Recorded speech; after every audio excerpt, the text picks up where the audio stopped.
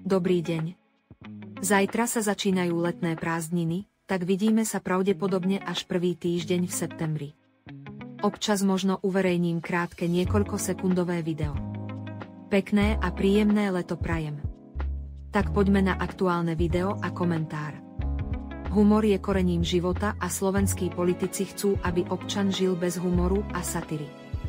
Politici na Slovensku nechcú, aby občan sa smial, nechcú, aby sa smial z ich hlúposti, nevzdelanosti a tupoty.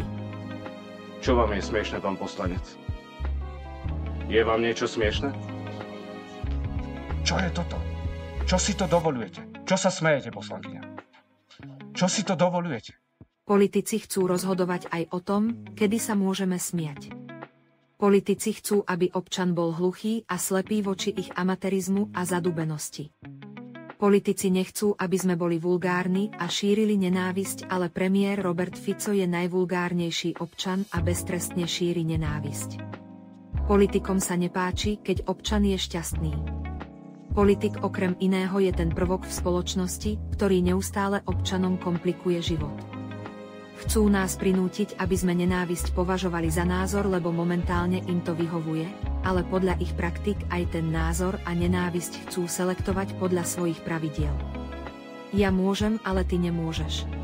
Pán predseda, kde podľa vás vznikla teória, že pokiaľ by ste vyhrali voľby, tak skončí na Slovensku demokracia? Nedemokratickí sú tí, ktorí sú zatvárať ústa. Lex atentát bol schválený. Mal riešiť bezpečnosť politikov, ale primárne rieši obmedzenie zhromažďovania sa občanov a doživotné vreckové pre premiéra. Je to crazy komédia. Ak atentát na Roberta Fica bol útokom na demokraciu, tak aj Lex atentát je útokom na demokraciu. Táto proruská vláda má panický strach z protivládnych protestov. Atentát bol vhodnou príležitosťou, ako tieto zhromaždenia obmedziť a skomplikovať. Lex atentát 2 sa pripravuje na jeseň a bude aj o tom, aby sme sa báli a mali strach, lebo vtedy sa lepšie ovláda spoločnosť, aby slušní ľudia rešpektovali neslušných. Lex atentát bude aj o tom, aby sme akceptovali zlodejov, mamonárov, nemorálnych darebákov. Politici nás chcú prinútiť zákonom, aby sme rešpektovali hlupákov a ich prisluhovačov, aby sme rešpektovali tupých fašistov. Lex atentát bude hlavne o zmanipulovaní a ovládnutí spoločnosti totalitným spôsobom. Lex atentát je o policajnom štáte. Pochovali sme Husákovú normalizáciu, pochováme aj Ficovu a bude oveľa kratšia. Tak si pozrite ukážku, ako si to predstavuje Robert Fico. Každý, kto bude chcieť robiť Smeru zle, dostane po papuli. Plochozemci sa ledva dostali do parlamentu, ale štát devastujú statočne. Danko neustále fučí a naparuje sa, už len čakám, kedy pukne ako ropucha v smradľavom močiari. Festival hlúpych vyhlásení Očovského bujaka a jeho komplicov sa zapíšu do histórie Slovenská. Tak ako nezabudneme na Janka Ľuptáka, história nezabudne ani na tých hlúpych a tupých fašistov. Ich tupota prekročila hranice Slovenská a svet sa zabáva.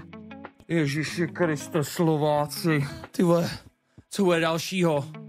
Plochozemci sú rozhorčení, rozčúlení a nešťastní, že ľudia sa im smejú a neberú ich vážne.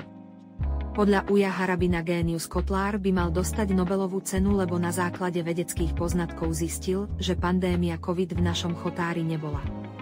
Nuž a čo si myslia iní o genialite plochozemcov?